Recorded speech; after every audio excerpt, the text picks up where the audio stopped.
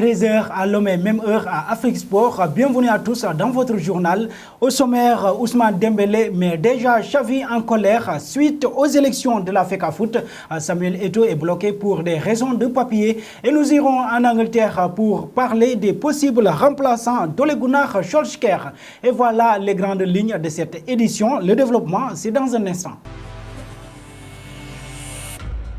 Bonjour chers téléspectateurs d'Afrique Sport TV, bienvenue pour ces 13h de ce samedi 20 novembre 2021 que nous débutons au Cameroun avec Samuel Eto'o, peut-être conscient du fait qu'il y a des possibilités que son dossier de candidature à la présidence de la Fédération camerounaise de football soit rejeté. Samuel Eto'o fils a été reçu en audience par le président du Conseil constitutionnel du Cameroun. Si certains observateurs estiment que ces démarches ne sont en fait que la magouille, la manipulation, le trafic d'influence pour son unique profil, d'autres estiment que cela présage des façons de faire qui risquent de se normaliser advenant une élection réussie du Pichichi. Est-ce que le Conseil constitutionnel est qualifié pour traiter des affaires de la FECAFOOT? Peut-être pas, mais la voix de Clément Atanga porte et peut créer un déséquilibre des forces de monsieur Samuel Eto'o.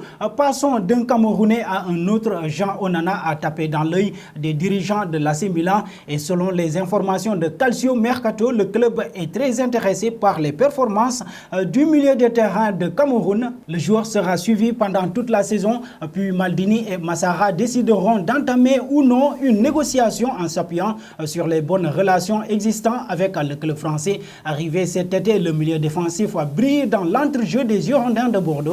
L'international camerounais a disputé 6 rencontres de Ligue 1 pour 2 buts et une passe décisive. Une décision sera prise à la fin de la saison du côté de l'AC Milan.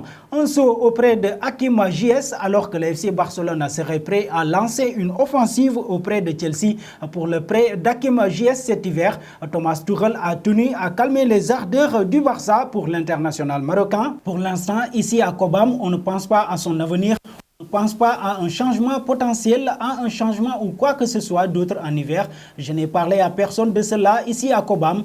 Donc c'est une invention des médias, a confirmé Thomas Tuchel, entraîneur de Chelsea, à l'occasion d'une conférence de presse et dans des propos rapportés par Goal. Un rappel, l'option Hakim Ziyech ne dispose pas d'un statut d'indéboulonnable à Chelsea, plairait particulièrement au président du Barça, Juan Laporta, en vue d'un éventuel prêt sans option d'achat obligatoire. Un passage en Angleterre, si l'on en croit les dernières informations obtenues par le Manchester Evening News, la direction des Red Devils aurait coché plusieurs noms pour remplacer Ole Gunnar Solskjaer. En effet, si ces derniers souhaiteraient signer Zinedine Zidane, le tricolore n'est pas le seul technicien suivi. Brandon Rodgers, l'entraîneur nord-irlandais de Leicester City, est également ciblé comme Erik ten Hag, le coach de l'Ajax, et Luis Enrique, l'actuel sélectionneur de la Roja. Reste à savoir si ces derniers accepteront de quitter leur place en cours de saison. Désormais, affaire à suivre. Filons en France au Paris Saint-Germain, un rendez-vous important pour le virage Auteuil du Parc des Princes. Il va fêter ses 30 ans ce samedi après-midi face au FC Nantes.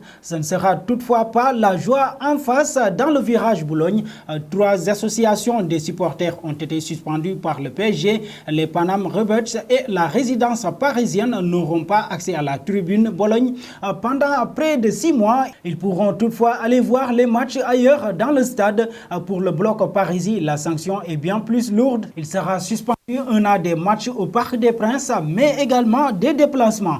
Terminons avec l'incorrigible Ousmane Dembélé. Si Xavi Hernandez a repris les commandes de l'équipe du FC Barcelone et tente de faire changer les choses, il y a malgré toute sa bonne volonté du monde des choses qui ne changent pas, comme les retards d'Ousmane Dembélé à l'entraînement. Si l'on en croit les informations de la TV, l'ailier français est arrivé en retard déjà à 2 reprises depuis les débuts de Xavi à la tête de l'équipe. Le dernier en date étant de mardi dernier suite à une erreur du joueur de planning. Toutes les séances d'entraînement avaient lieu l'après-midi sauf le mardi qui était le matin. Les joueurs du Barça ont fini par appeler le Français qui s'est excusé avant d'arriver au centre d'entraînement, a déclaré le journaliste Xavi Campos à la télévision catalane. Bref, du Ousmane Dembélé tout craché. Et nous arrivons au terme de ces 13h du samedi 20 novembre 2021. Nous vous quittons avec notre question du jour. Le profil de Hakim Ziyech est-il adapté au FC Barcelone?